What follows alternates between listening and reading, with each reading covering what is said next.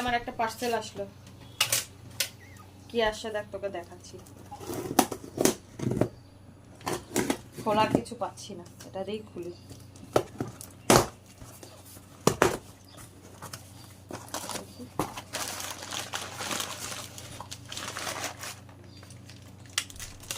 এটা অনেকদিন ধরে ইচ্ছা ছিল এটা নেওয়ার, অনেক বড় তো।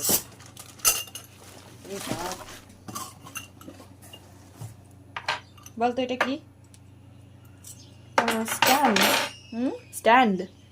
স্ট্যান্ড তো ঠিক আছে, কিন্তু এত বড় তো বাটিতেই, তো বাটিটা ছোট না, বিশাল বড় হয়ে যাবে তো মনে হচ্ছে।